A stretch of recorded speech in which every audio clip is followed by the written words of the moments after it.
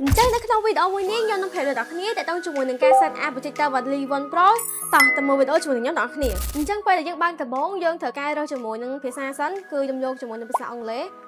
បន្តមកទៀតដល់កន្លែងយើង select your region គឺយើងយកជាមួយនឹង ASI select your region or country យើងយក Cambodia ណាជាដល់កន្លែងនេះគឺយើងត្រូវចុចលើពាក្យថា menu set up អញ្ចឹងវាទាមទារអ្នកគ្នាប្រើប្រាស់ជាមួយនឹង Wi-Fi យើងអាចរើសមើលមែន Wi-Fi ណាមួយដែរអ៊ីនធឺណិតជាងគេខ្ញុំសូមដាក់ password បន្តិចសិន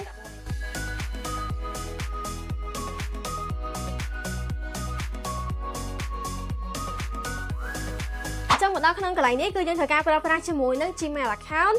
តាមពិតទៅយើងអាច sign in ក៏បានយើងអាចប្រើប្រាស់ជាមួយនឹងការ create account ថ្មីក៏បានដែរប៉ុន្តែសម្រាប់ខ្ញុំយកពាក្យថា sign in ដោយសារខ្ញុំធ្លាប់មាន account ហើយ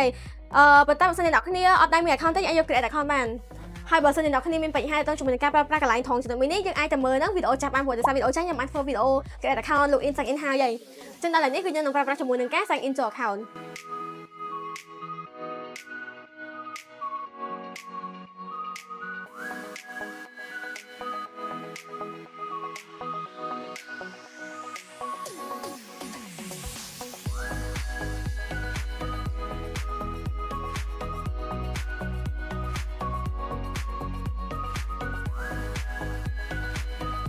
អញ្ចឹងតែប៉ុណ្ណឹងគឺបច្ចេកទេសរបស់យើងវានឹងដើរហើយដោយសារតែការប្រើប្រាស់គឺដូចនិយាយចឹង account Gmail មួយហ្នឹងគឺជា account ដែលយើងប្រើប្រាស់ជាមួយនឹង YouTube អញ្ចឹងយើងអាច sign in វាចូលឬក៏ Gmail យើងប្រើជាមួយនឹងទូរស័ព្ទប្រភេទពួក Android ក៏បានដែរចឹងដល់ឥឡូវនេះយើងចុចលើពាក្យ accept មួយមកហើយយើងចុចលើពាក្យថា accept មួយទៀតអូខេអញ្ចឹងដល់កន្លែងនេះគឺយើងចុចលើពាក្យថា allow យើងអាចកំណត់ទីតាំងបានដាក់មួយណាក៏បានដែរ living room អញ្ចឹងដល់កន្លែងនេះវាឲ្យយើង choose your service ហើយយើងអាចរើសក៏បានបើសម្រាប់ខ្ញុំមិនរើសហើយយើងចុចពាក្យ confirm ហ្មងព្រោះដោយសារតែនេះវាមានស្រាប់នៅក្នុង system វាហើយដល់កន្លែងនេះវាត្រូវការ set up Google TV បន្តិចអញ្ចឹងវារៀងចំណាយពេលបន្តិចអូខេអញ្ចឹងដល់កន្លែងនេះគឺវា set up រួចរាល់ហើយយើងយកពាក្យថា go to Google TV អញ្ចឹងដល់កន្លែងនេះទី1គឺយើងមាន account ដែលយើងបានដាក់មុននឹងហើយមួយវិញទៀតនៅក្នុង system របស់វាគឺវាមានជាមួយនឹង app ជាច្រើនដែលយើងអាចប្រើប្រាស់បានដូច Netflix YouTube Prime Video និយាយទៅមានច្រើនមែនតើសម្រាប់តែ app ដែលគេកំពុងតែប្រើប្រាស់ខ្លាំងជាប្រភេទពួក app របស់ចិនណាក៏យើងមានដូចគ្នាដែរ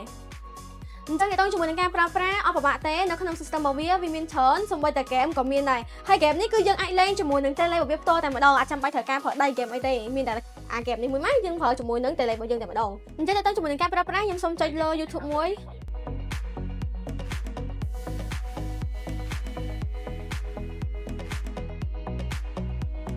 ចុចលើពាក្យ voice ask guest នេះមកចុចដល់នេះវាអត់មានអីទេអញ្ចឹងយើងត្រូវការ search មួយសិនមក search អីក៏បានដែរ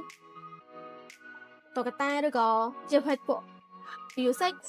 សម្រាប់ YouTube ឬក៏ app ផ្សេងៗយើងគ្រាន់ចុចចូលទៅដូច Netflix យើងដាក់មាន account ចូលទៅបើតែអ្នកគ្នាមានចង្អុលទៅជាមួយនឹងការប្រើប្រាស់បន្ថែមទៀតអាច comment នៅខាងក្រោមនេះបានអញ្ចឹងកុំភ្លេចចុច like share comment ដើម្បីទទួលបានជាមួយនឹងវីដេអូថ្មីៗជួបគ្នានៅវីដេអូក្រោយ